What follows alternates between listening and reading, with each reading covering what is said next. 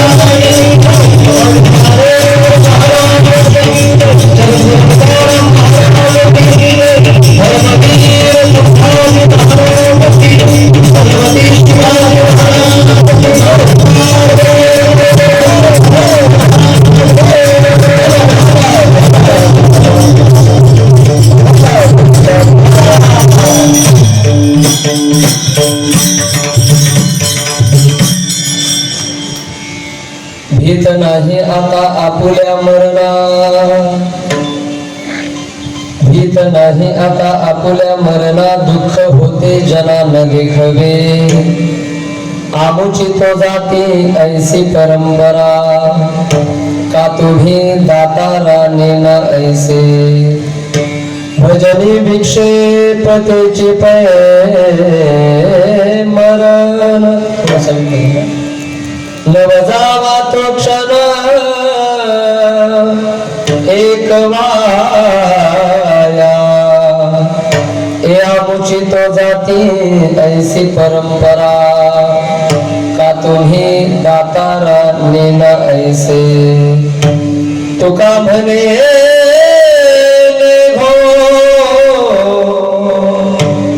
तुका म्हणे लेघो अगाधाचा वारा,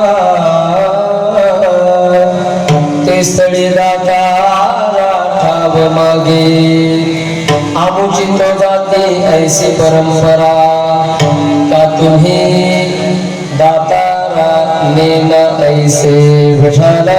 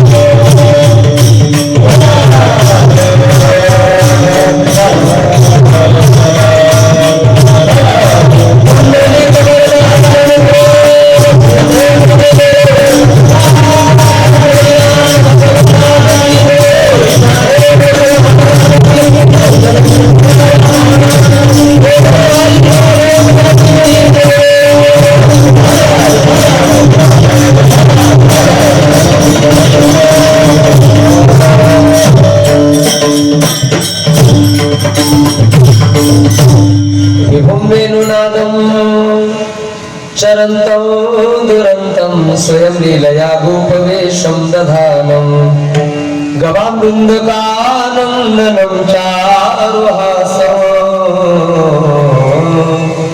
परब्रह्मलिंगं भजे पांडुरंगं, पांडुरंगाको प्रथम नमन, दुसरे चरण संतांची या, त्यांच्या कृपादानी कथेचा विस्तारू, बाबाजी सद्गुरुदास तुका, त्याला वज्र जीव धरार्थावतारं, अलंकारगते ज्योतिता मोदिवक्रम, खलानीश वाडा पनुदर्हलक्षम, समाधिस्थ मूर्तिं भजे ज्ञानदेवं, ओम नमो ज्ञानेश्वरा, करुणा करा दयाळा, हे तुमचा अनुग्रह लाभलो, पावन झालो चराचरी. ओम शुक्ला ब्रह्म विचार सार परमाद्यं जगद्व्यापिनं, वीणा पुस्तकधारिणीं अभयदं जठरन्धकारापहां, हस्ते स्फाटिकमालिकां विदधतीं पद्मासने संस्थितां, वन्दे तां परमेश्वरीं भगवती बुद्धिप्रदां शारदां. हे कृष्णाय वासुदेवाय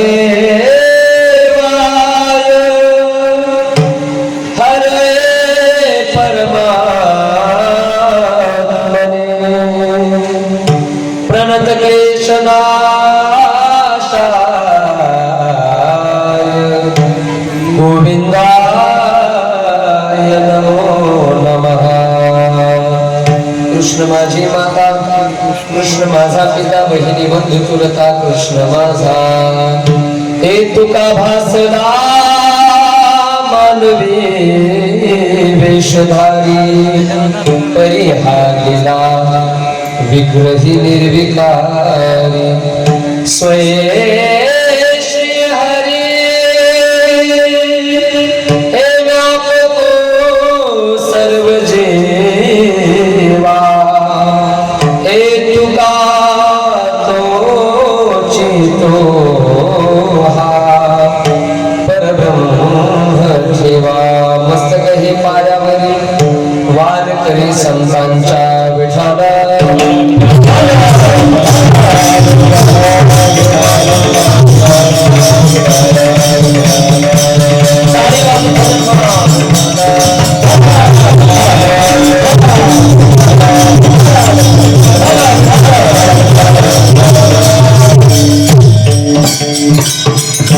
येत नाही आता आपुल्या मरणा, दुःख होते जनान देखवे. आमुची तो जाती ऐसे परंपरा, का तुम्ही दातारा नेला ऐसे. प्रस्तुत प्राप्त प्रसंगी सेवेसाठी निवडलेला महान भक्त देहूचे सुप्रसिद्ध साधू, या वारकरी संप्रदाय रूपी इमारतीवरचे असणारे कळश अर्थात श्रीमंत संत श्रेष्ठ जगद्गुरु तुकाराम महाराजांचा अत्यंत गोड 4 चरणाचा अभंग सेवेसाठी निवडलेला आहे. या अभंगाच्या माध्यमातून श्री संत जगद्गुरु तुकाराम महाराज समाजाचं दुःख बघून ते दुःख दूर करण्यासाठी अखिल कोटी ब्रह्मांड नायक भगवान पंढरीश पांडुरंग परमात्म्याकडे एक प्रार्थना व्यक्त करत आहेत. विठ्ठल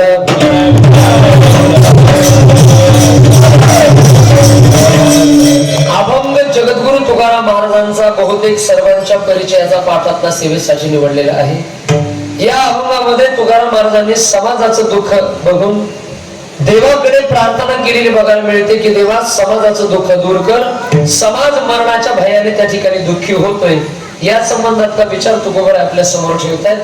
अल्पसा परिहार द्यायचा तो असा की आपल्या या पवित्र असणाऱ्या श्री क्षेत्र मेदनकर वाडी, चाकण शहराच्या लगत असणारी आपली ही वाडी, आणि या मेदनकर वाडीमध्ये भगवान परमात्म्याच्या या पवित्र दरबारामध्ये गेल्या अनेक वर्षापासून संपन्न होत असलेला हा भक्ती उत्सव अखंड हरिनाम सप्ताह, ग्रंथराज ज्ञानेश्वरी पारायण 16 रात्री कीर्तन अत्यंत गोड असणारा हा उत्सव गेल्या अनेक वर्षापासून या ठिकाणी संपन्न होत असताना या वर्षीच्या या 2026 मधल्या उत्सवामध्ये 3ऱ्या दिवसाची सेवा गावकऱ्यांच्या वतीने सप्ताह कमिटीच्या वतीने माझ्याकडे सुपूर्द करण्यात आली. आणि त्या निमित्ताने तुकोबाराचा अभंग घेऊन मी आज तुमच्या समोर हजर आहे. सेवा करण्यासाठी अनेक महाराष्ट्र गाजवलेली महाराज मंडळी आज आपल्या या उत्सवामध्ये सेवा देण्यासाठी हजर आहेत. त्यामध्ये ज्यांच्यामुळे मला तुमच्या सगळ्यांच्या दर्शनाचा योग जुळून येतोय, घडतोय, ते माझे मित्र असणारे मृदंग अलंकार मृदंग विशारद आदरणीय श्री संत ज्ञानेश्वर माऊली वारकरी शिक्षण संस्था नावाची संस्था आळंदीमध्ये ज्यांची आहे ते आदरणीय श्री कृष्णा महाराज जोगदंड या ठिकाणी उपस्थित आहेत. महाराजांच्या माध्यमातून आपल्या सगळ्यांच्या दर्शनाचा योग. दुसरे असणारे आमचे मित्र योग कीर्तनकार ज्योतिष विशारद आदरणीय श्री काशीनाथजी महाराज पोमनेर, महाराजांचं कीर्तन पर्व आपल्या या उत्सवामध्ये आहे. महाराजांनी आणि कृष्णा महाराजांनी काशीनाथ महाराजांनी मला हे दिलेलं निमंत्रण, आणि त्या माध्यमातून गावकऱ्यांच्या सेवेसाठी तुकोबाराचा अभंग घेऊन या ठिकाणी उपस्थित आहे. विठ्ठल आज या कीर्तनाचं सौजन्य असणारे श्री राजेंद्र विष्णू भुजबळ आणि श्री मच्छिंद्र विष्णू भुजबळ, आम्ही जेवण ज्यांच्याकडे केले तेच ना, हा, त्यांचं आज कीर्तनाचं सौजन्य आहे. आणि महाराष्ट्र गाजवलेली महाराज मंडळी या ठिकाणी आहेत. गाण्याच्या साथी करता श्री हरिभक्तीपरायण संगीत विशारद अमोल महाराज गावडे, श्री हरिभक्तीपरायण रामदास महाराज थोरात, मृदंग वाजवण्याकरता कृष्ण बाबा या ठिकाणी आहेत. आणि आदि करून ज्ञानराज वारकरी शिक्षण संस्थेमधले, ज्ञानेश्वर माऊली शिक्षण संस्थेमधले संपूर्ण विद्यार्थी वर्ग या सगळ्यांना वंदन साष्टांग दंडवत प्रणिपात करतो. उपस्थित माता भगिनी, उपस्थित पुरुष मंडळ, सप्ताह कमिटी मधील मंडळ असतील, आदि करून आमचे काय म्हणले मेदनकर भाऊ, विलास भाऊ आणि त्यांना सहकार्य करणारे सगळेच त्यांचे सदस्य, त्यांचे असणारे सहकारी, या सगळ्या जणांना त्या ठिकाणी धन्यवाद देऊन आजच्या या सेवेला पूर्ण विराम देतो. बरोबर, सुरुवात बऱ्याच जणी हो म्हणतात, आपल्याला काय कळणार. चांगली गार थंडगार हवा सगळीकडून लावली कार्यकर्त्यांनी, जेवण छान झाले. परत डोळा लागला का काय तर तपासावा. पण हाय जाग्यात सुरुवात करायची का शेवट करायचा बोला ना हा सुरुवात विठाल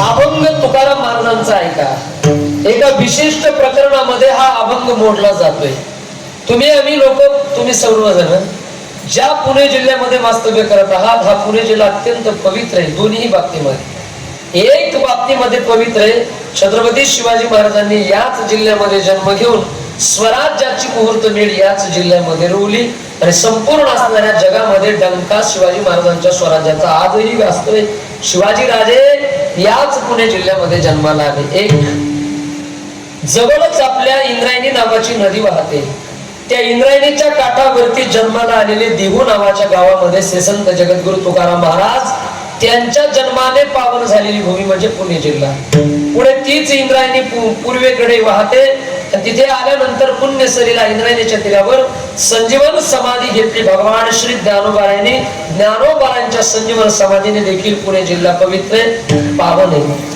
तसा जर विचार केला तर तुकोबारायांचा जन्म पुणे जिल्ह्यामधला शिवाजी राजांचा जन्म पुणे जिल्ह्यामधला मात्र ज्ञानेश्वर महाराजांची समाधी पुणे जिल्ह्यामध्ये जन्म त्यांचा आमच्या मराठवाड्यात थोडस जर आमच्या वाट्याला येऊ दे ना काहीतरी भागी बरोबर ना माऊलींचा जन्म कुठला आहे मराठवाड्यातला आपेगाव छत्रपती संभाजीनगर जो जिल्हा आहे गोदेच्या काठावर आपेगाव नावाचं गाव तिथे माऊलींनी जन्म घेतला मात्र समाधी पुणे जिल्ह्यामध्ये आज जो अभंग सेवेकरता निवडलाय या दोन महात्म्यांच्या जीवनाच्या संबंधातून अभंगामध्ये चिंतन मांडले अभंग तुकोबारायचा का जन्माला आला त्याला कारणीभूत आहे छत्रपती शिवाजी महाराज मी बोलत गेल्यानंतर तुमच्या लक्षात येईल ऐका तुकोबारायच्या गाथेमध्ये अनेक प्रकरण तुम्हाला लोकांना बघायला मिळतात साधू मानू नावाचं प्रकरण आहे गाथेमध्ये 7 अभंग त्याच्यामध्ये डोह नावाचं प्रकरण आहे गाथेमध्ये त्यानंतर 100 अभंगामध्ये 18,000 भागवताचं सार सांगितलं तुकाराम महाराजांनी ते एक प्रकरण बघायला मिळतं प्रकरणाचं नाव आहे बाळ क्रीडा बेबिचार भावाचे विराने आदी करून अनेक अभंग तुकोबाराच्या गाथेमध्ये वेगळ्या वेगळ्या प्रकरणामध्ये आहे आज सेवेसाठी निवडलेला अभंग एका विशिष्ट प्रकरणामधला आहे लोहगाव नावाचं गाव पुण्याच्या जवळला पूर्वी ते खेड होतं पण आता इंटरनॅशनल लेवलचं एअरपोर्ट झाल्यामुळे ते शहरामध्येच गाव आले पूर्ण बरोबर ना आता त्या लोहगाव मध्ये आपलं जसं मंदिर आहे हे गोड असंच त्या कालावधीमध्ये एक मंदिर होतं ते मंदिर म्हणजे विठोबाचं पांडुरंगाचं आणि त्या मंदिरामध्ये जगद्गुरु तुकाराम महाराज कधी मधी कीर्तनासाठी जात असायचे लोहगावच्या मंदिरात तसे तुकोबाराचे कीर्तन जर विचार केला तर देहू ओतूर आळंदी लोहगाव पंढरपूर याच 2-4 गावामध्ये उल्लेख सापडतो जास्त लांब काय जात नव्हते महाराज याच भागामध्ये लक्ष द्या त्यापैकी कीर्तन करायचे तुकाराम महाराज कुठे ते लोहगावला त्या मंदिरामध्ये आणि मग त्या कालावधीमध्ये छत्रपती शिवाजी महाराजांचं वलय महाराष्ट्रामध्ये पसरत असताना तुकोबाराची कीर्ती शिवाजी राजांच्या कानावरती गेली शहाणी माणसे तुम्ही लक्ष द्या का विषय फार महत्वाचा आहे तुकोबारा नावाचा कुणीतरी एक साधू देहू गावामध्ये राहतोय हे ज्या वेळेला शिवाजी महाराजांच्या कानावरती गोष्ट गेली त्यावेळेला राजांनी विचार केला अरे आपण कधीतरी या संतांना भेटण्यासाठी गेलं पाहिजे आणि मग त्यांच्या अधूनमधून भेटी होत असायच्या शिवाजी राजेंच्या आणि तुकाराम महाराजांच्या आणि कधी कधी राजे कीर्तनाला देखील जात असायचे चरित्र वाचा लक्षात येईल गाथा वाचा आपल्याला लक्षात येईल कधीतरी त्यांचं कीर्तनाला जाणं असायचं आणि एक दिवशीचा प्रसंग असा आहे शिवाजी राजे रायगडावरती असताना मनामध्ये थोडं अस्वस्थ जाणवायला लागलं कधी कधी होतं माणसाला कामाचा व्याप दगदग आणि मग माणसाचं मन थोडस थकत त्यावेळेला कुठेतरी अध्यात्माचा सहारा घ्यावा वाटतो प्रत्येक माणसाला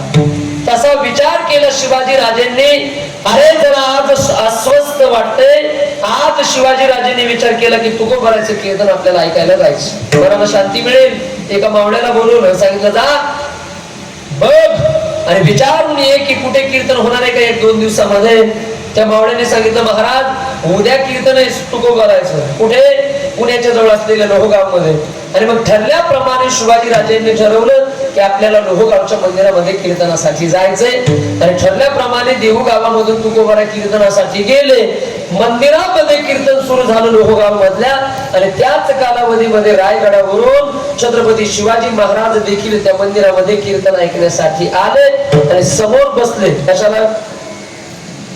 कीर्तन ऐकतात. तुम्ही आता बसलात ना अशीच समोर समोर शिवाजी राजे. कीर्तन कोणाचं आहे? बोला. कीर्तन तुकाराम महाराजांचं. ऐकायला कोण आले? शिवाजी राजे. आणि गोष्ट बघा, उभा महाराष्ट्र त्या मंदिरामध्ये त्यावेळेला जमा झाला. शिवाजी राजे तुकोबाराम म्हणजे महाराष्ट्रच आला ना, काय राहिले बाकी त्याच्यामध्ये?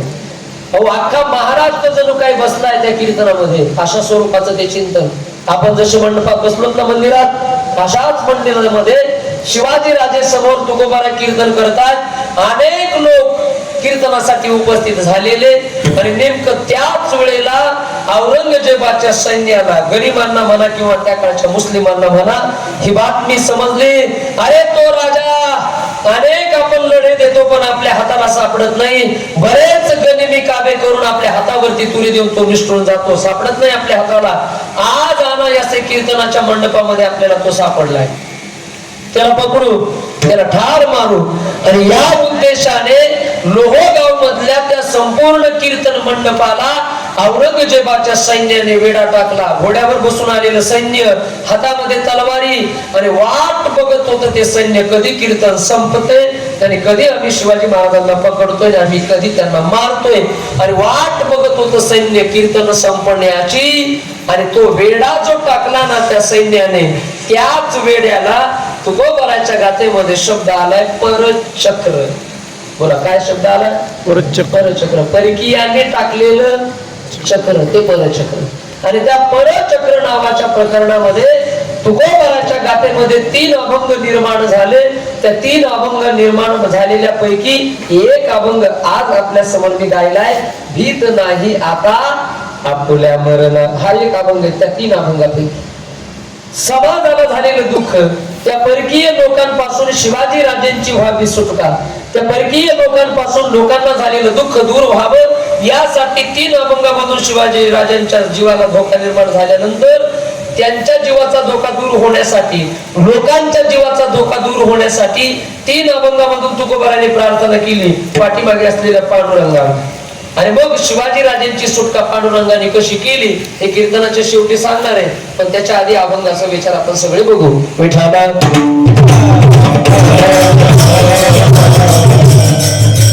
जे 3 अभंग निर्माण झाले त्या 3 अभंगापैकी पहिला अभंग आहे ऐसा हा आकांत न देख बेडोळा. दुसरा अभंग निर्माण झाला काय म्या मानावे हरिकथेचे फळ. आणि तिसरा अभंग निर्माण झाला भीत नाही आता आपुल्या मरणा. 3 अभंग निर्माण झाले आणि त्या 3 अभंगाला तुकोबाराच्या गाथेमध्ये स्थान आहे. ते म्हणजे परचक्र नावाच्या प्रकरणामध्ये अभंग मोडला जातो. मी मुद्दामून तुम्हाला या अभंगाची पार्श्वभूमी सांगितली, कारण पार्श्वभूमी ऐकल्याशिवाय अभंगाचे अर्थ लक्षामध्ये येत नाही. अभंगाची भूमिका तर कळाली पाहिजे ना. अभंगाची भूमिका कळली नाही आणि उगा आपल्या डोक्यानुसार अभंगाचा अर्थ लावायचा प्रयत्न केला तर अर्थाचा अनर्थ होऊन जातो. अर्थाचा आनंद म्हणून शब्दशः अर्थाचा लावायचा प्रयत्न कधी करायचा नाही. बरेचसे लोक अभंगाची भूमिका बघत नाहीत आणि वर शब्दशः त्याचा अर्थ लावण्याचा प्रयत्न करतात. उदाहरणार्थ आजचा आपला सप्ताहाचा कितवा दिवस आहे? मंडळी बसलेली बोला, कितवा? 3रा दिवस आहे. रोज कीर्तनासाठी तुम्ही इथे येता ना, रोज येता ऐकायला.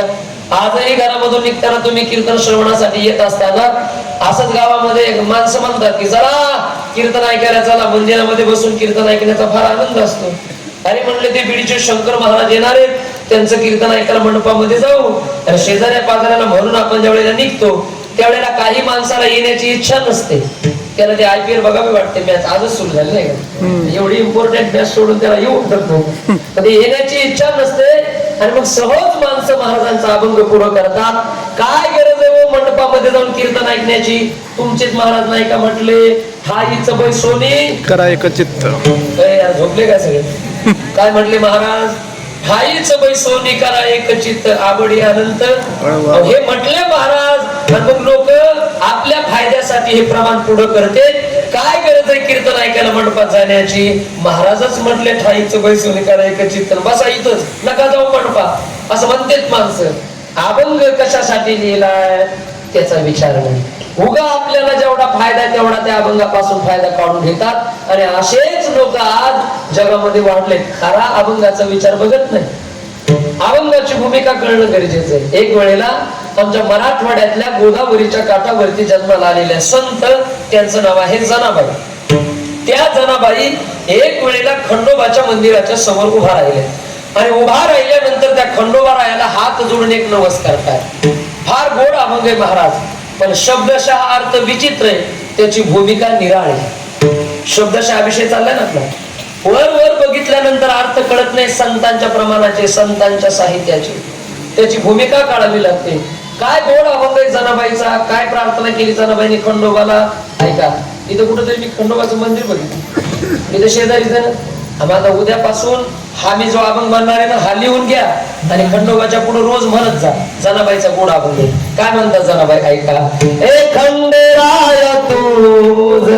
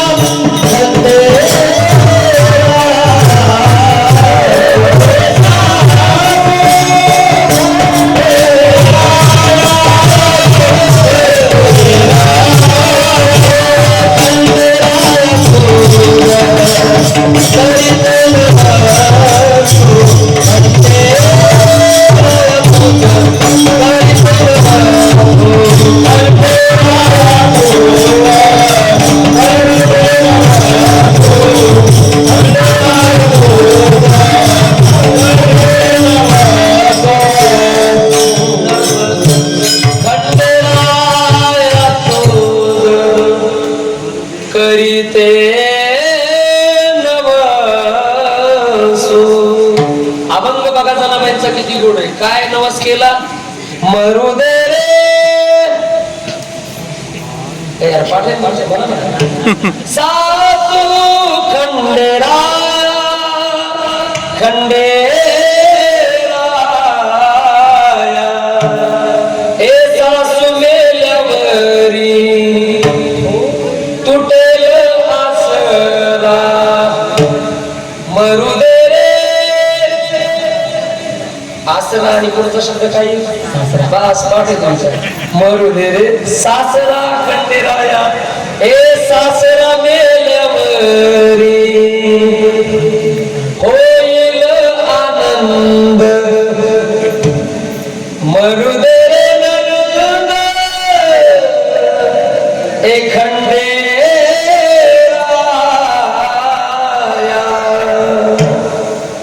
एवढा गोड अभंग आहे. जनाबाई प्रार्थना करतात खंडोबाला, ए खंडोबा मी तुला नवस करते, माझी तेवढी सासू मरू दे, सासरा मरू दे, नणंद मरू दे. जेवढ्या सुना आहेत त्यांनी अभंग लिहून घ्या, चांगलाय म्हणायला. रोज उठलं की योगायोगाने खंडोबा जवळच आहे तुमचं, रोज जायचं आणि त्याच्या पुढे म्हणायचं. मला सांगा, रोज जर एखादी सून खंडोबाच्या देवळात किंवा घरातल्या मंदिरात जर हा अभंग म्हणायला लागली, हे खंडोबा मी तुला नमस करते, सासू मरू दे, सासरा मरू दे, नणंद मरू दे, मला सांगा घरातली माणसं तिला जिवंत ठेवतील का दुसऱ्या दिवसापर्यंत? ती जर अभंग म्हणायला लागली असा घरात नाही ना ठेवायची. अरे सासरा मरू दे, सासू मरू दे, पण अभंग आहे ना, हे काय माझ्या पदरचे वाक्य आहेत का? जनाबाईंचा अभंग आहे. मग सासरा मरू दे जनाबाई म्हणतात. जनाबाईने अभंगामध्ये सासू मरू दे म्हटलंय. नेमकं कोणती सासू कोणता सासरा, भूमिका कळणं गरजेचं नाही. भूमिका कळाली तर भांडणं लागतील घरात हा अभंगामुळे, पण भूमिका कळावी लागते. सासू मरू दे म्हणजे नेमकं कोणती सासू, तर कल्पना नावाची सासू तुम्हा लोकांना दुःख देते. एक कल्पनेची सासू हिचा बहुत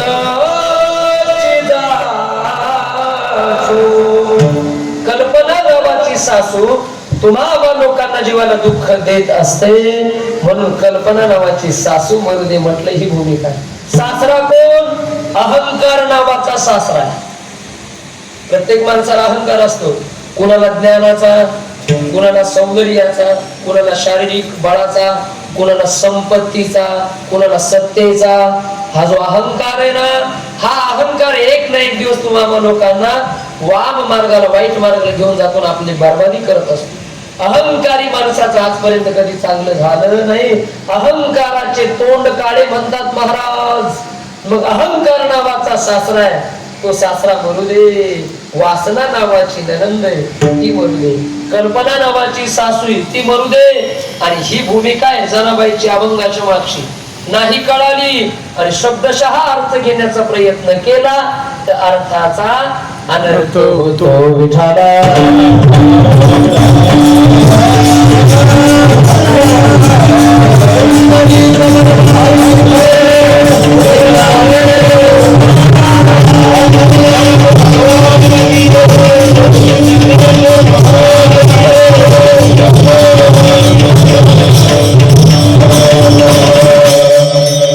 आमचे आदरणीय काशीनाथ महाराज पोमनेर आले. महाराजांचं स्वागत कीर्तन करून आले. बरं का ते मनाचा मोठेपणा माझ्यावरती बंधुवत प्रेम आहे त्यांचं.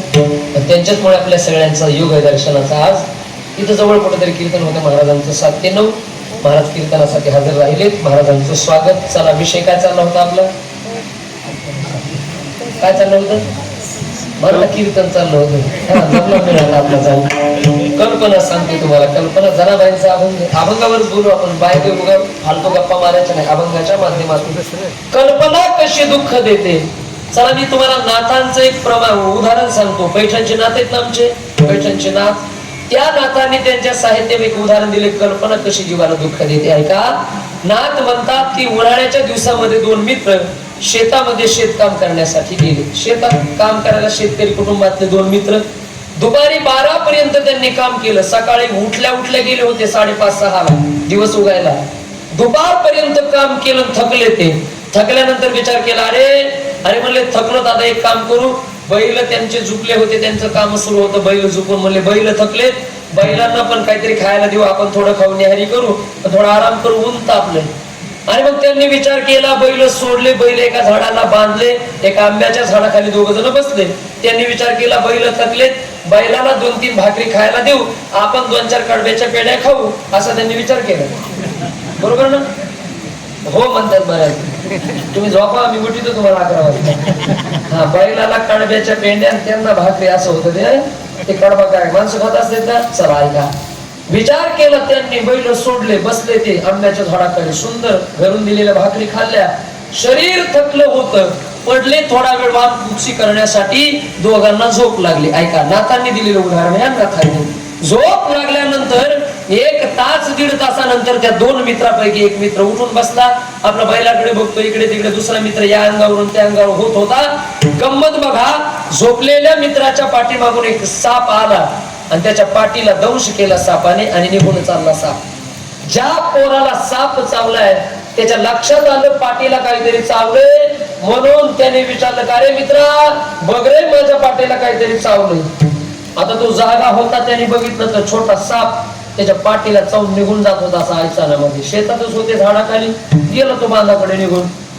ज्याला साप चावला त्याच्या मित्राने विचार केला, याला जर आपण आताच सांगावं तुला साप चावलाय, तर हे सापाच्या विषाच्या ऐवजी भीतीने मरल, भीतीने.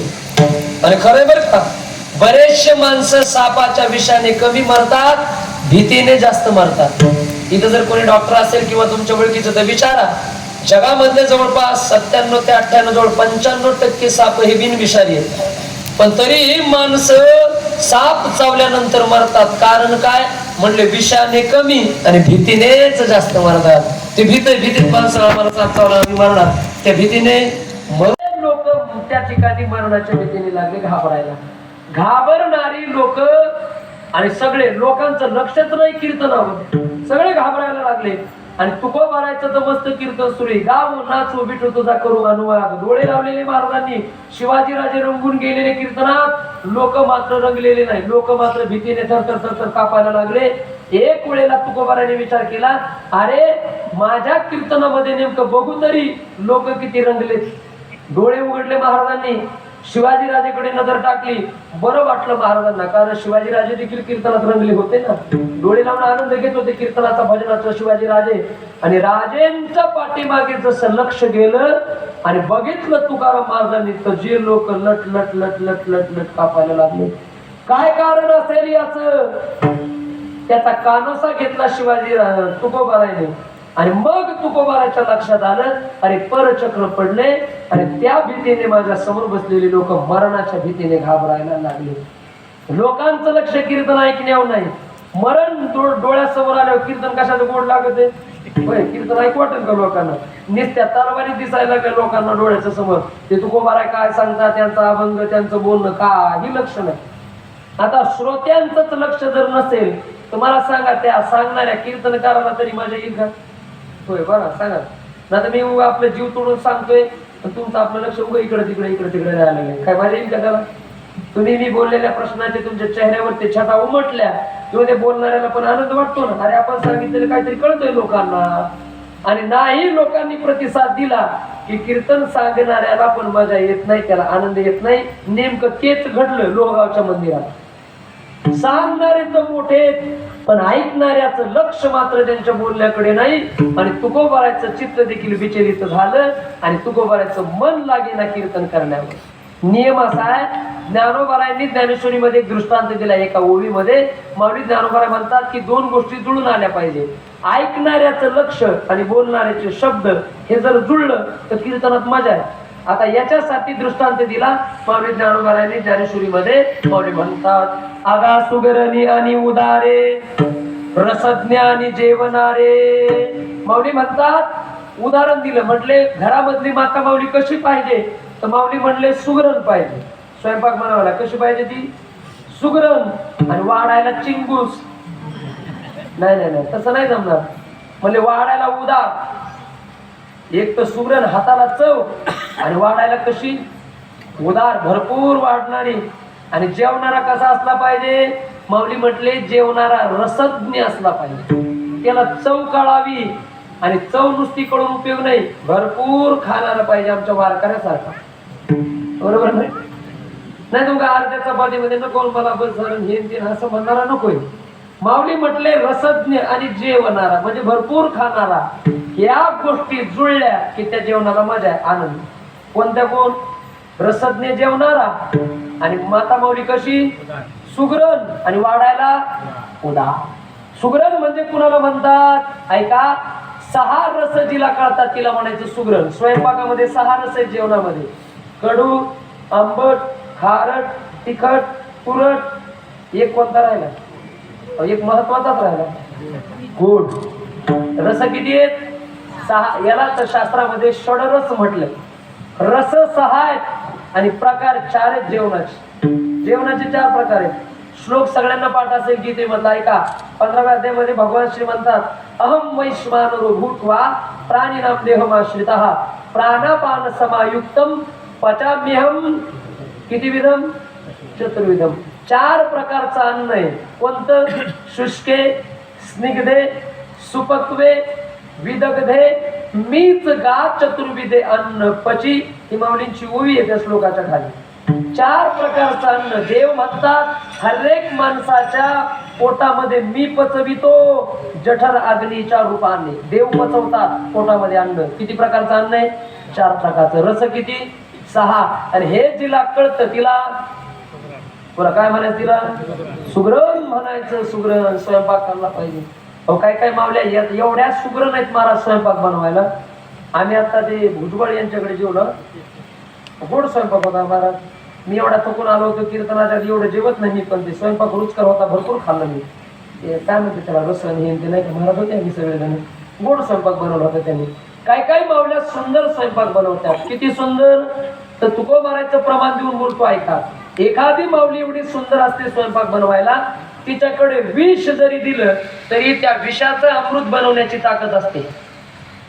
काही लोक म्हणतील महाराज विषाचं कुठं अमृत होत असतं का? पण एक पदार्थ असा आहे की तो विषासारखा कडू आहे, पण एखाद्या माता माऊलीच्या हातामध्ये असं काही चव असते तो बनवण्याची, ते गोड लागतो अमृतापेक्षा. कोणता पदार्थ कडू? बघा देवा आजीने सांगितलं कारलं. कारलं कसं आहे? कारलं आपलं गावरान कडू येते. पण एखादी माता माऊली एवढं सुंदर बनवते, वाटतं पुरणपोळी खाऊ नये, पण आमच्या ताईच्या हातचं काय खावं सगळ्याला येत नाही बरं का. ती एखादीच असते गल्लीमध्ये, भावकीमध्ये, गावामध्ये एखादी माता माऊली ती गोड कारलं बनवतात. मग लोक सहज म्हणतात की पुरणपोळी खाऊ नये, पण भागूबाईच्या हातचं कारलं खावं. ती म्हणतात ही भागूबाई कोण आहे? भागूबाई माझी चुलती, लय भारी कारलं बनवती. आता चला म्हणलं तिचं नाव घेऊन टाकावं, कोणतरी घेईन तिचं एवढं लांब 400 किलोमीटर लांब नाव घेईन का कोणी? माझ्या चुलतीचं टाकलं मी घेऊन. चला विषय असा आहे आपला, एखादी माता माऊली कारलं बनवायला गोड असते, सुंदर असते, मग लोक नाव घेतात का?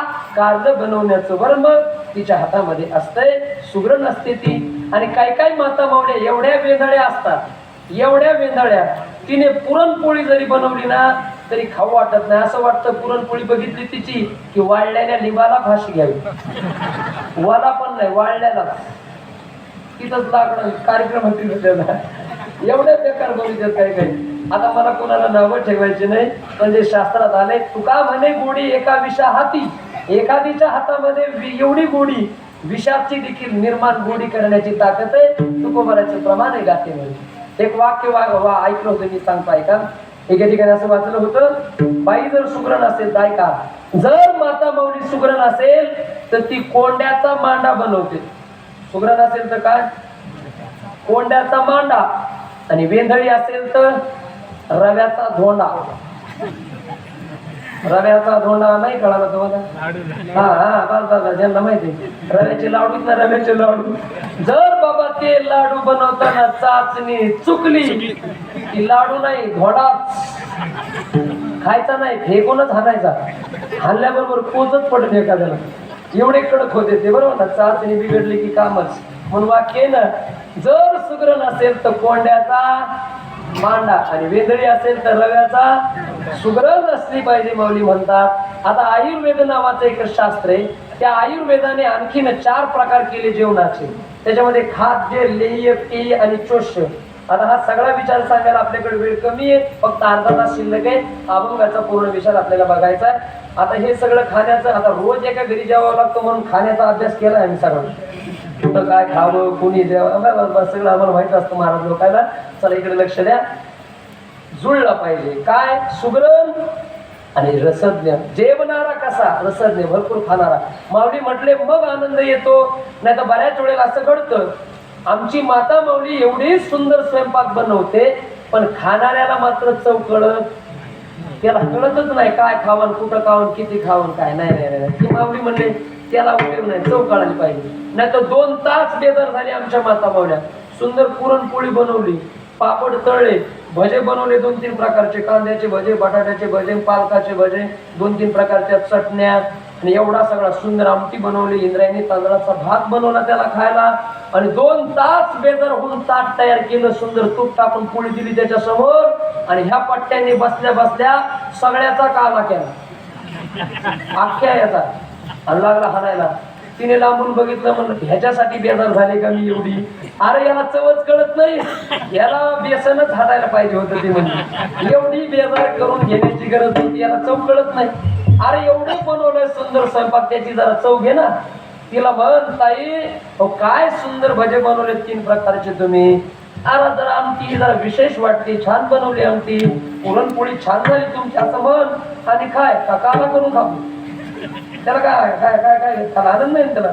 माऊली म्हणजे असंही उपयोग नाही. माऊली काय म्हणतात? रसज्ञ असला पाहिजे आणि भरपूर खाणारा, मग आनंद आहे. आता ऐका, या दृष्टांताच्या ओवीच्या बरोबर खाली ज्ञानेश्वरीमध्ये एक सिद्धांताची ओवी, ती ओवी आपल्या चाललेल्या विषयाला अत्यंत महत्वाची, महत्वपूर्ण. माऊली म्हणतात, तैसे होतसे जे देवा, अवधानाची आलवनवा, व्याख्यान चढले भावाच गुणेवरी. काय अर्थ या ओवीचा? माऊली म्हणतात, तैसे होतसे जे. तैसे म्हणजे कैसे? जे आधीच्या ओवीमध्ये सांगितलं, जेवणारा आणि सुगरण, असं जुळून आलं की तैसे होतसे जे देवा, अवधानाची आलवनवा, म्हणजे वक्त्याच्या बोलण्याकडे श्रोत्यांचं अवधान म्हणजे लक्ष लागलं की होत काय, व्याख्यान चढले भावाचं बगुणेवरी. त्या व्याख्यानाला, त्या कीर्तनाला चौपट रंग येत असतो. श्रोत्यांचं लक्ष जर बोलणाऱ्याच्या शब्दाकडे असेल, चौपट रंग येतो. मला सांगा, लोहगाव मध्ये चाललेल्या कीर्तनामध्ये तो रंग आला का नाही? बोला ना, आला का रंग? तो नाही आला. का? कीर्तनकार तर मोठे, पण ऐकणाऱ्याचं अवधान, ऐकणाऱ्याचं लक्ष त्यांच्या बोलण्याकडे नाही, म्हणून कीर्तनाला रंग आला नाही. डिस्टर्ब झाले, विचलित झाले तुकोबारा. का भीतायत लोक? का लक्ष देत नाहीत माझ्याकडे? लक्षात आलं. पण त्या पांडुरंगाला म्हटले, पांडुरंगा 7 पिढ्यापासून तुझी वारी करतोय, माझी 8वी पिढी.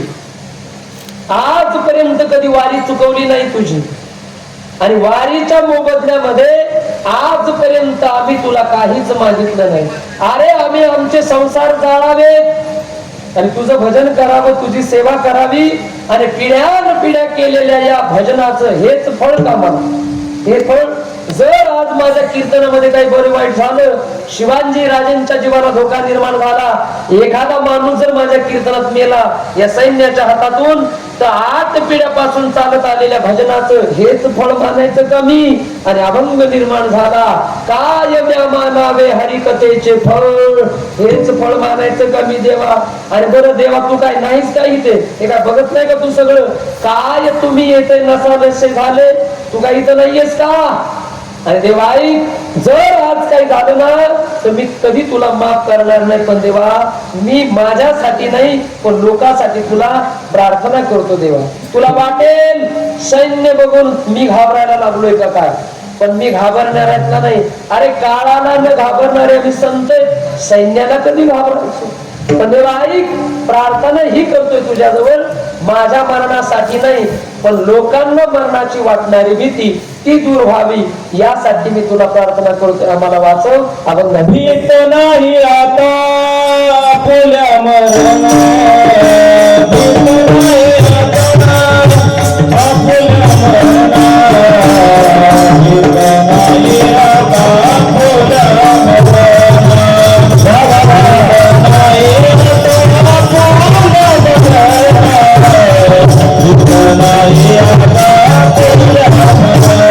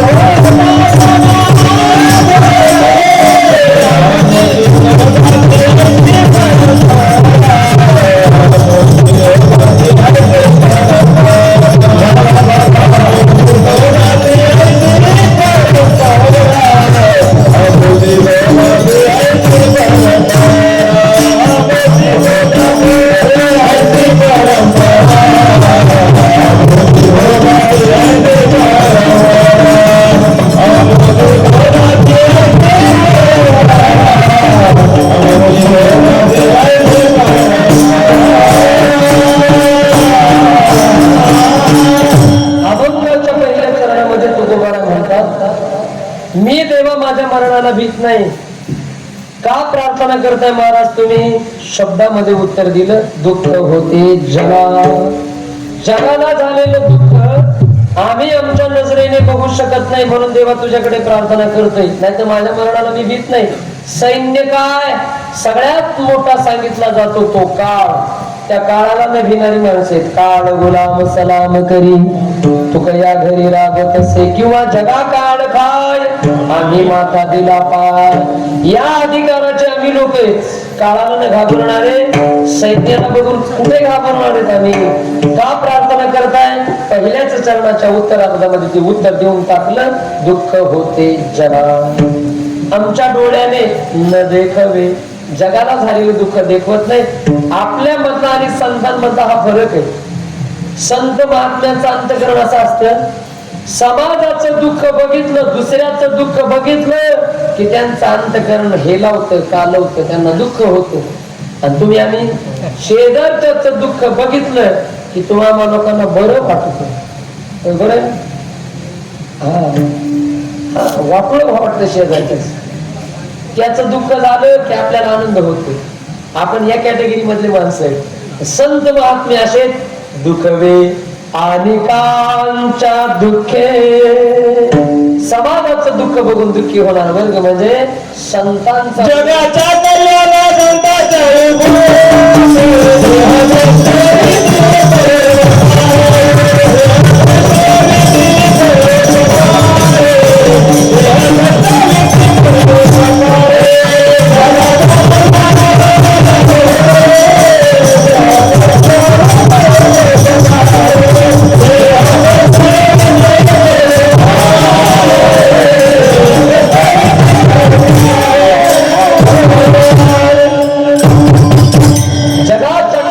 संतांच्या विभूती देह कष्टविती परोपकारे. समाजाच्या दुःख दूर करण्यासाठी अहोरात्र आपला देह कष्ट करणारा वर्ग म्हणजे संतांना तुकोबाराज, ज्ञानोबाराज, सावता महाराज आदी करून हे सगळे संत जगासाठी झटले, जगासाठी आपला देह झिजवला, समर्पित केला. त्या वर्गामध्ये आपण लोक नाहीत. आपण लोक दुसऱ्याचं दुःख बघितल्यानंतर आपल्याला आनंद होतो, वाटतो दुसऱ्याचं, आपल्या शत्रूचं. संत त्यातले नाहीत. चलता चलता संतांचा साधूचा स्वभाव सांगितला. देवा मी भीत नाही. अरे मी भीत नाही याच्यामध्ये काय नवल? माझ्या जातीमध्ये आजपर्यंत कुणी मरणाला गेलं नाही. आमुची तो जाती ऐशी परंपरा का तुम्ही दाताराने नाहीशी. हे दातारा, अरे मी तर भीतच नाही, पण माझ्या जातीमध्ये आजपर्यंत कुणी मरणाला गेलं नाही. देव म्हटले तुकाराम महाराज, तुमच्या जातीमध्ये भीत नाहीत म्हणजे नेमकं तुमची जात कोणती हो? हे चाललंय कुठं? बरोबर ना, कुठं चाललंय? लोगामध्ये. एवढं पक्क लक्षात ठेवा, लोगामध्ये चाललंय. आणि काल्पनिक संवाद आहे, पण डोळ्यासमोर उभा करतो तुमच्या. ऐका, तुकोबाराय आणि देवाचा संवाद आहे. तुकोबाराय म्हणले मी भीत नाही देवा सैन्याला बघून, माझ्या जातीमध्ये कोण भेट नाही, आजपर्यंत भिलं नाही. तुकोबारायला देव म्हणतात महाराज तुमच्या जातीमध्ये भेट नाही म्हणजे नेमकं कोण? सांगा ना मला एखादं उदाहरण देऊ. तुमची जात म्हणजे कोणती जात? इथे तुकोबारायची जात म्हणजे कोणती घ्यायची? आज रोजी महाराष्ट्रामध्ये धार्मिक क्षेत्र असेल, राजकीय असेल आणि सामाजिक क्षेत्र असेल, जात भोवतीच, या शब्दाभोवतीच फिरायला लागला सगळा महाराष्ट्र. पण इथे वारकऱ्याच्या विचाराची गरज आहे. संप्रदायाला नाही, देशाला आणि महाराष्ट्राला वारकऱ्याची गरज आहे. वारकरी विचाराची याच्यातून बाहेर काढण्यासाठी एक गोष्ट लक्षात घ्या, जात पंथ भेद कुठल्याच गोष्टीला थारा नसणारा संप्रदाय म्हणजे वारकरी. सकळांची येथे आहे अधिकार, कलियुगी उद्धार. 18 पगड जातींना आणि सगळ्या धर्मांना आपल्या पोटामध्ये सामावून घेण्याची ताकद फक्त वारकरी विचारते जगामध्ये, कुणातच नाही. सगळे एक गुण्या गोविंदाने एका माईच्या लेकरासारखे वारकरी संप्रदायातले लोक नांदतात. भेद नाही कुठला, जाती नाही, धर्म नाही, काय नाही, काय नाही, काय नाही. चला भेद माझ्याकडे जेवढा शिल्लक नाही. तुकोबारायला देव म्हणतात महाराज तुमच्या जातीचे माणसं भेट नसतात. ठीक आहे, उदाहरण म्हणले देवा तुझंच उदाहरण देतो. म्हणले त्या महाराज लवकर द्या, वेळ संपत आला, 10 मिनिट राहिले, नाही जास्त राहिले, जरा 16-17 मिनिट राहिले. म्हणले हा 16-17 मिनिटे तुमच्याकडे महाराज, लवकर उत्तर द्या. तुकाराम महाराज म्हणले देवा तुला आठवतंय का? म्हणले काय? तू एक अवतार घेतला होतास. हे म्हणले मी तर अवतार बरेच घेतलेस. किती घेतलेस? अवताराच्या राशी तो हा उभा, तो हा उभा विटेवरी, शंख चक्र गदा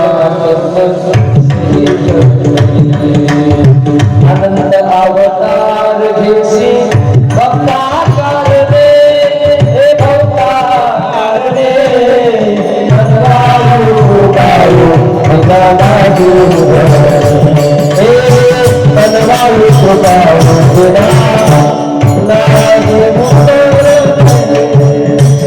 अनेक अवतार घेतलेत मी. कोणत्या अवताराच्या विषयी बोलताय?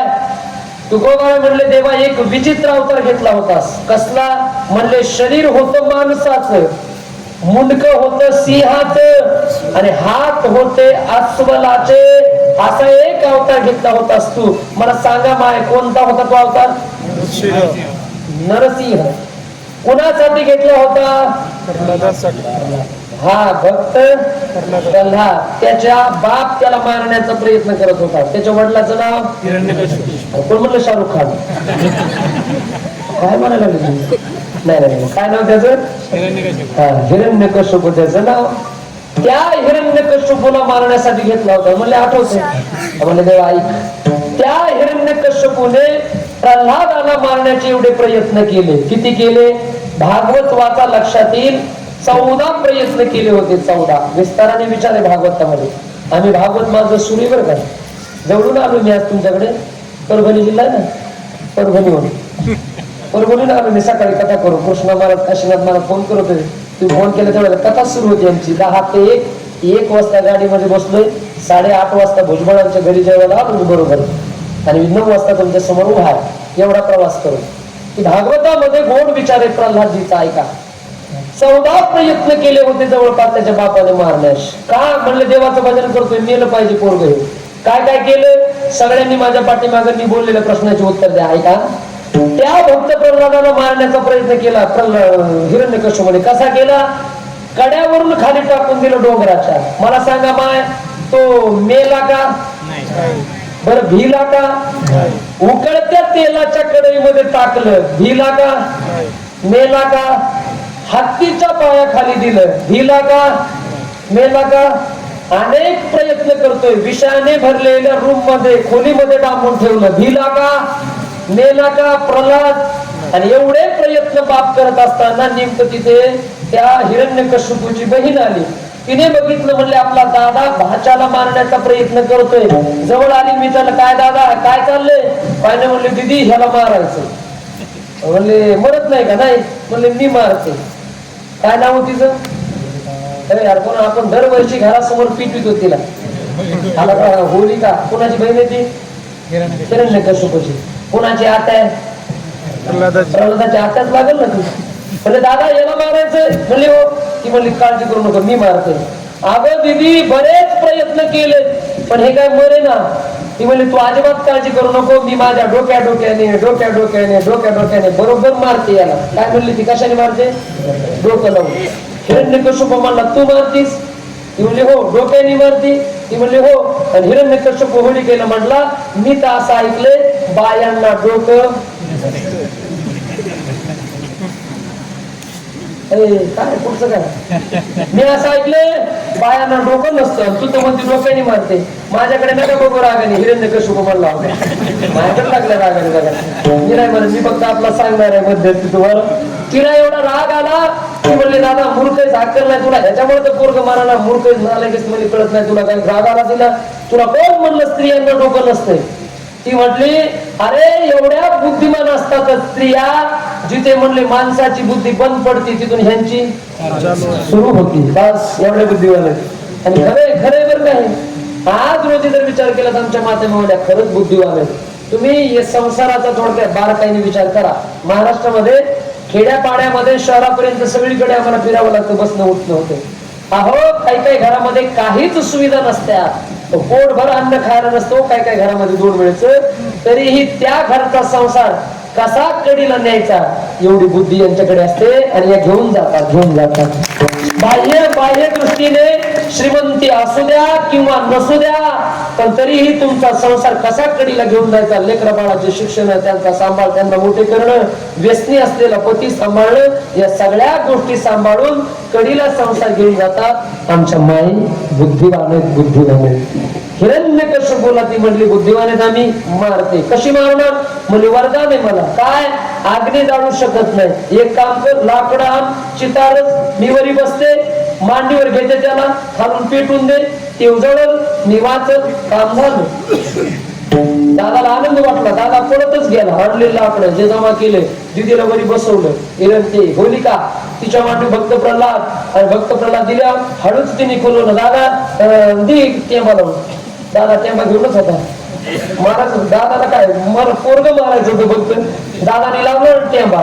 टेंबा लावल्याबरोबर धड धड धड धड धड अग्नी पेटला. आकाशामध्ये ज्वाळा जायला लागल्या. ते का दिसेनच त्या हिरण्यकश्यपूला. हिरण्यकश्यप असा बघत होता, मेला का पोरगा. कसा बघत होता माहिती का? तुम्ही आता जशी माझ्याकडे बघायला लागली असाच बघत होता तू. मेलो बघतो पोरगा आपला. बराच वेळ बघितलं पण जाळाने काय दिसेना. थोडा जाळ कमी झाला आणि हिरण्यकश्यपूने लक्ष टाकलं, बघितलं तर भक्त प्रल्हाद नाही, आत्याच पेटली होती. प्रल्हाद तसेच आत्याच पेटली मिली. आणि तेव्हापासून ती आत्या दरवर्षी घराच्या समोर जाळण्याची परंपरा सुरू झाली आपल्याकडे. म्हणून होळी जाळतो आपण. भक्त प्रल्हाद मेले का? बरं भिले का? अजिबात भिले नाही. लोहगाव मधल्या मंदिरामध्ये देवाला आमचे तुकोबारा म्हणतात. देवा, तो सत्य युगामध्ये असलेला भक्त प्रल्हाद माझ्या जातीचा आमुचित जाती. लक्षात आलं का? झोपले नाही ना? जात लक्षात आली ना कोणती म्हणायची? ते भक्त प्रल्हाद माझ्या जातीचा. म्हणून महाराजांनी शब्द वापरला आमुचित जाती.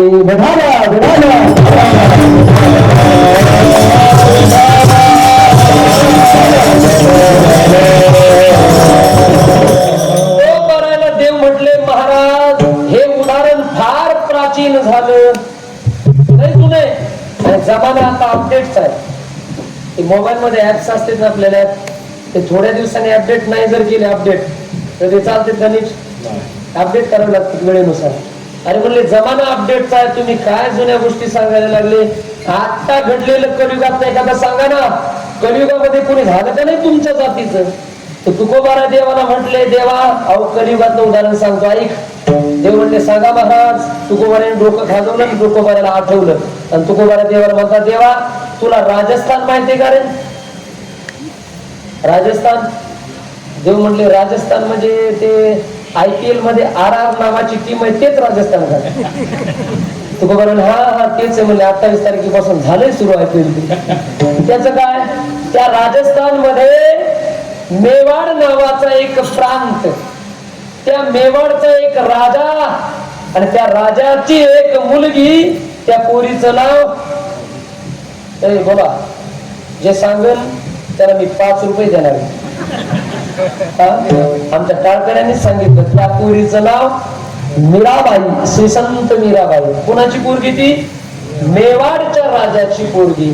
लहान होती त्यावेळेला कृष्ण भजनाच्या विषयी काय आवड निर्माण झाली तिच्या अंतःकरणात. लहानपणापासून कृष्णाचं भजन करायची.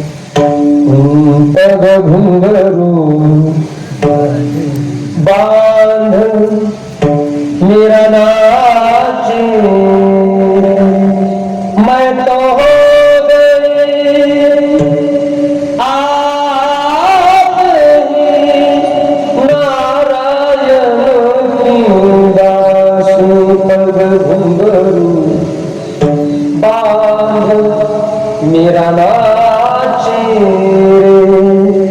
पायामध्ये घुंघरू बांधायची, हातामध्ये एक तारी, अंगामध्ये भव्य वस्त्र आणि प्रत्येक गल्लोगल्ली भजन करत फिरायचे.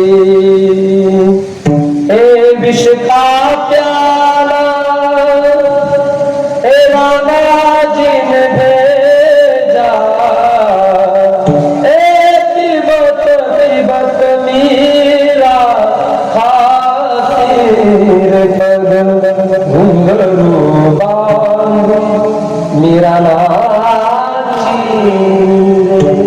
पायामध्ये घुंगर बांधायची फिरायची. लोक म्हणायची पोरगी वेडी झाली. लोग कहे मीरा भई रे बावली, बाप कहे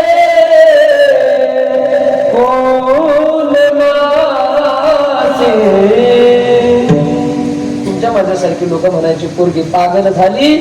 आणि बाप म्हणायचा माझं कुळ नसवलं, पोरगी मेलेली बरी, विष पाठवलं. ऐका, त्या मीराबाईच्या बापाने मीराबाईला प्रल्हादासारखेच प्रयत्न केले मारण्यास, विष पाठवलं, अंथरुणावरती काटे हातरले, असे अनेक प्रयत्न केले, तरीही ती मीराबाई मेली नाही. मेली का नाही? तुकाराम महाराज म्हणतात की मीराबाई माझ्या जातीची आमची तो जाती ही आमची जात. आणि मग देवा असे माझ्या जातीतली माणसं भेट नाहीत, आणि हे तुला माहित नाही का? हे सगळं माहिती तुला.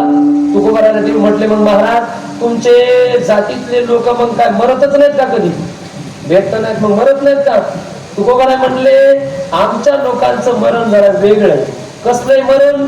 तर तुकोबारा म्हटले अरे रात्र आणि दिवस जे भजन आम्ही करतो ना तुझं, त्या भजनामध्ये जर विक्षेप झाला तर ते आमचं मरण. तिसरं चरण भजनी विक्षेपाची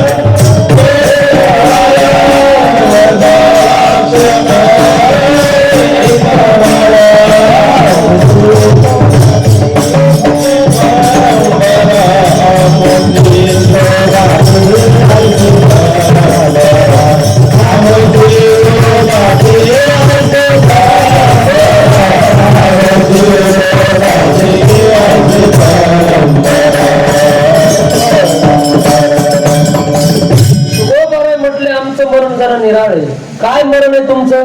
म्हणले ज्या भजनामध्ये आम्ही रंगून जातो, रात्र आणि दिवस जे भजन तुझं करतो त्या भजनामध्ये विक्षेप होणं हे आमचं मरण आहे. म्हणून शब्द वापरले भजनी विक्षेप तेजी पै मरण नव जावा तो क्षण एक वाया. एक क्षण वायाला जाऊ देत नाहीत आम्ही, आणि कायम तुझं भजन करत राहतो, त्याच्यामध्ये विक्षेप होता कामा नये. आशा ठाव दे आम्हाला, तुका म्हणे निघो आघाताचा वारा, ते स्थळी दातारा ठाव मागे. हे दातारा आमच्यापर्यंत कुठल्याच पद्धतीचा आघात येणार नाही, असं एखादं स्थान तू आम्हाला दे, आणि या सैन्यापासून तू आम्हाला वाचव, असा विचार तुकोबारांनी अभंगामध्ये मांडलाय. देवाकडे सगळा अभंग जर वाचला तर देव नावाचा शब्द कुठला देव हे काय आपल्याला बघायला भेटत नाही. पण आपल्याकडे देव तर भरपूर आहेत. किती आहेत? 33 कोटी आहेत. आणि पण ते बाजावरले वाड्यावरले तर ते निराळे चालू माझं देव आहेत आपल्याकडे. आता एवढे देव आहेत, मग आता इथं कोणता देव घ्यायचा? शब्दामध्ये पांडुरंगाकडे नाही, विठ्ठलाकडे नाही, पण देव नावाची गोष्ट. आता झाले 5 मिनिटांमध्ये आपण थांबूया. एक विषय सांगतो ऐका. आज रोजी या इंटरनेटच्या कालावधीमध्ये आपल्याच धर्मातली बरेचसे शिकलेली माणसं देव नावाची गोष्ट मान्य करत नाही, बरोबर ना? आम्हाला रोज अनुभव येतो. थोडे शिकले की त्यांना देव मान्य नसतो. म्हणजे देव असतो का? मग आहे तर दाखवा. पुन्हा दाखवतो तो घेतल्यापैकी देव. हा देव नाही दिसत, मूर्ती दिसेल, आणि लोक म्हणतात ज्या आरती तुमचा देव दिसत नाही त्या आरती देव नाही. आणि असे लोक आम्हाला विचारते.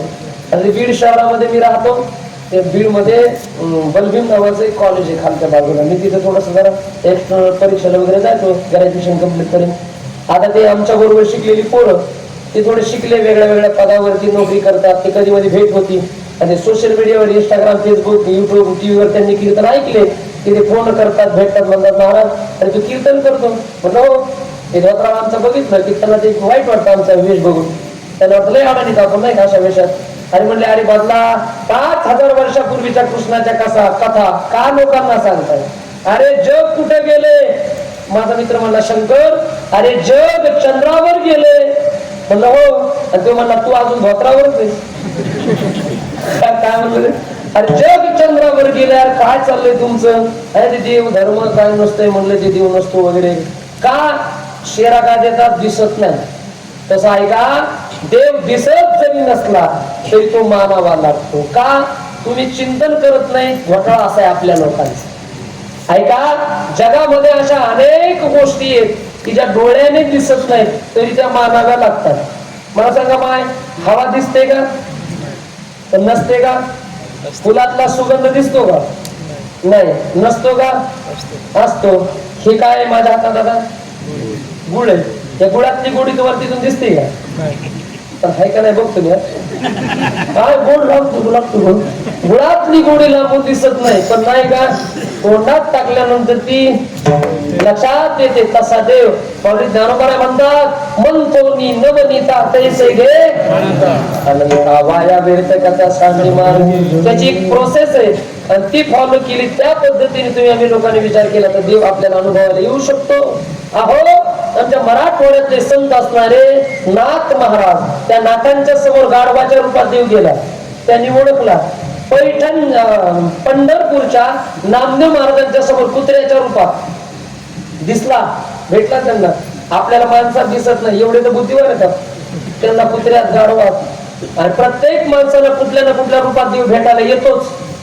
जीवनामध्ये एक दोन वेळेला होईना, पण तो देव भेटायला आलेला कळण्यासाठी तर खटाटोपण, त्यासाठी परमार्थ. कुठल्या रूपात येईल सांगता येत नाही. नाथांच्या समोर गाढवाच्या रूपात गेला, नामदेवाच्या समोर कुत्र्याच्या, आपल्याही कदाचित येऊ शकतो. एखाद्या माता माऊलीच्या जीवनात नवऱ्याच्या रूपामध्ये येऊ शकतो, यांच्या जीवनात बायकोच्या रूपामध्ये. पण आलेला कळणार नाही, त्यांना वाटत हे आपल्या घरचंच आहे, त्याच्यात देव आहे का नाही. आणि यांना वाटत ही तर आपलीच आहे मालकीन, रोजची कटकट, कशालाही देव आहे असं म्हणेन ना तो. पण येईल कुठल्या ना कुठल्या रूपात. एक विषय सांगतो, वेळ संपली माझी. ऐका, आपल्याकडे अनेक सण साजरे केले जातात. एक सण आहे नागपंचमीचा.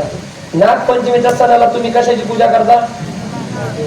नागोबाची. कोण करतं? स्त्री करता का पुरुष? स्त्रिया. कुठं करतात? घरात का बाहेर? वारुळा. कुठं असतं वारुळ? ते गावाच्या बाहेर कुठेतरी. आपल्या परिसरातल्या काही महिला मंडळ गेल्या का वारुळा पूजा करायला. ताट सजवले, लेकरं बरोबर पूजा सुरू झाली. आणि नेमकं त्या वारुळामध्ये नाग नागिन राहत होती. ज्या गेल्या पूजा करायला, नाग आणि नागिन राहत असताना ती नागिन म्हटली, होय व ते म्हणलं बोल ना. ती म्हणली, या मेघनकरवाडीच्या परिसरात स्त्रिया एवढ्या प्रेमाने दरवर्षी आपली पूजा करायला येतात, आपण इथंच बसतोय खाली काळ कोठडीत. ती म्हणलं मग काय करायचं? काय नाही, मला असं वाटतंय या वर्षी आपण वरी जाऊ आणि त्यांना दर्शनच देऊ. कोण म्हणली? नागिन म्हणली. नाग म्हणला, नको, कशाला वरी जायचंय, इथूनच त्यांचा नमस्कार घेऊन इथूनच आशीर्वाद देऊ, नको जायचं त्यांना. पण ती काय ऐकनाच. आणि मला सांगा, नाग आणि नागिन नागपंचमीच्या दिवशी काय म्हणून पूजन करता तुम्ही? एखादा जनावर म्हणून का देव म्हणून? देव म्हणून. हे शिव शंभोच्या हार गळ्यातील तू भूमीचा स्वामी, हे नागराजा तुझी आज आली नागपंचमी. पूजा करायला जातात. नागिन म्हणते जायचं, ह्यो म्हणतो नको, पण नागिन ऐका ना, जायचं म्हणणे जायचं वरी पूजा करायला. आणि सरते शेवटी त्या नागाचं नागिनीच्या पुढे काहीच चाललं नाही. तसं बऱ्याचशा नागाचं नागिनीच्या पुढे बघा कसे हसत मोठे मोठे नाही चालत. नागिनीच्या पुढे बऱ्याचशा नागाचं ते आपले फणा काढून बाहेरच फुसफुस करीत असते. घरी गेले की निवांत असते. ते नागिनीच्या पुढे काही बोल नाही चालत बऱ्याचशा नागाचं नागिनीच्या पुढे. बरोबर ना? बघा सगळ्यांच्या अनुभवाचे बोलत म्हणून मोठे हसत सगळे. तसं त्या नागाचं नागिनी पुढे काही चाललं नाही. ठरलं त्यांचं नाणे बरी. या बायाचं तर दान का सुने, कोणी प्रदक्षिणा मारते, कोणी दूध, कोणी लेकराच्या गचुरीला धडधडू खाली वाकी त्यात पड बाप्पाच्या पाया आणि पड बाप्पाच्या पाया. ते लेकरू म्हणलं, आई बाप्पा कुठे ग? आई म्हणले, हाय मध्ये, तू पड इथूनच. आणि जे दणका सुरू झाला त्यांचा, कोणी प्रदक्षिणा मारते, आले दोघ जण वरी. ते मांडी एवढा नाग आणि पिंजरी एवढी नागिन, फणा काढूनच आली वरी, काळे काळे काळे. एक बाई प्रदक्षिणा मारत होती. प्रदक्षिणा मारताना तिचं त्या नागाच्या फण्याकडे लक्ष गेलं, तिला चक्कर झाली. चक्कर येऊन खाली पडता पडता जोरात ओरडली, आता बाई काही काही बायांचं तर लक्ष नाही कुठे नागन काय शब्द ऐकल्याबरोबर ज्या तारा आठ पडायला लागल्या आपलं गाव कोणीकडे गल्ली कोणती आणि घर कोणीकडे ह्याचाच मेळ नाही जिकडं रस्ता दिसन तिकडं पळत होत आपलं लेकरू कोणतं शेजारीचं कोणतं ह्याचाच मेळ नाही मेदनकर वाडी मधल्या बायांनी बालाजी नगरचे लेकर वडीत आणले वाडीतले लेकर बालाजी नगर मध्ये 3 दिवस लागले कार्यकर्त्याला हा लेकर शोधायला कोणत्या गल्लीचं कुणी म्हणून दिलं काही मिळ नाही नुसत्या पडत होत्या कशामुळे नाग नाग शब्द ऐकल्या बरोबर आता हट्ट कुणी केला बरोबर कुणी नागिनीने तिने हट्ट केल्यामुळे ते नाग म्हणला तुला म्हणत होतो तू ऐकत नाही अक्कल नाही मूर्ख नाही बघ म्हणले किती ढेंगार झाला पूजा बंद पडली आता तिने हट्ट केल्यामुळे ती जरा गार झाली ती म्हटली अज्ञानी बायात काय करते त्यांना त्या जरी अज्ञानी झाल्या म्हणून काय आपण अज्ञानी व्हायचं का काय आणि तो म्हणला मग काय करायचं ती म्हणली काही नाही त्या जरी पळाल्या ना तर ती म्हणली आपण त्यांच्या मागे पळू ते म्हणले तुम्ही धराप बालाजी जयनगरचा रस्ता मी पळते नगरवाडीकडे जरा ओळखीच्या बाया लागले 2 जण पळायला नाग आणि नागिन बायांच्या मागे पळत आहेत आता शहाणी माणसं मला उत्तर द्या बायांच्या पाठीमागे नाग आणि नागिन पळत होते चावायला पळत होते का दर्शन द्यायला दर्शन द्यायला तर ह्या स्त्रिया घेऊ शकतात का उत्तर एक आहे देव भेटायला आला त्या रूपामध्ये पण त्या देवाला आपण ओळखू शकत नाही कारण संतान एवढं अंतकरण आपलं अजून शुद्ध आणि व्यापक झालेलं नाही अहो नामदेव महाराजांना कुत्र्याच्या रूपात दिसला नातांना गाढवात सावता महाराजांना मळ्यामध्ये असलेल्या कांद्यात मिरचीत लसणात विहिरीत हर एक वस्तूमध्ये पांडुरंग दिसायचा बदल कशात आहे विचारामध्ये बदल आहे संतान एवढे विचार आपले व्यापक नाहीत देव येतो तुकोबारा त्या देवाला म्हणतात देवा वाचव आम्हाला सगळ्यांना झालंय आपलं ऐका ते तुकोबाराची प्रार्थना ऐकली विटेवरच्या पांडुरंगाने आणि तुकोबाराची प्रार्थना ऐकून सगळ्यांना वाचवलं काय केलं देवाने विचार असा सांगितला जातो इतिहासामध्ये कीर्तन संपलं महाराजांचं आणि कीर्तन संपल्यानंतर मंदिराच्या बाहेर लोक पडत होते हर एक माणसाला तुकोबारायांच्या विनंतीवरून पांडुरंगाने शिवाजी महाराजांचंच रूप दिलं इतिहास वाचा लक्षात येईल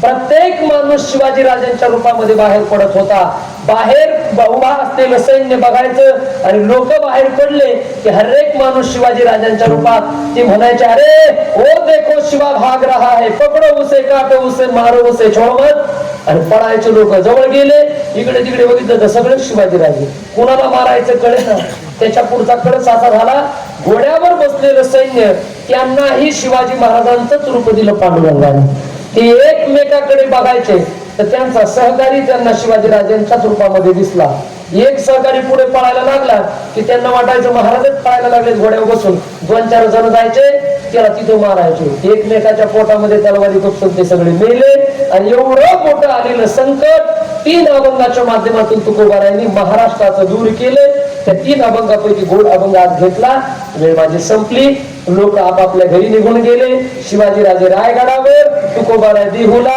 मी जातो बीडला आणि तुम्ही इथंच थांबता का आता तुम्ही तुमच्या घरी जा विठोबा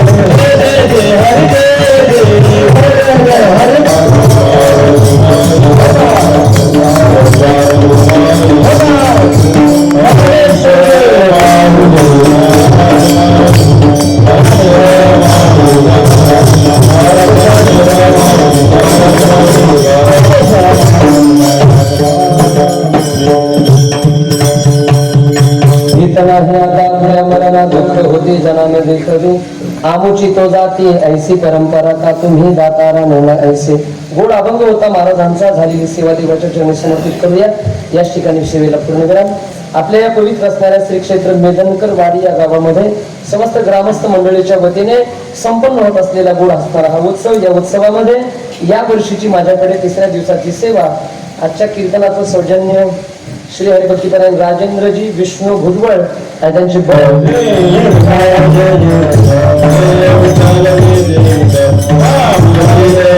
जय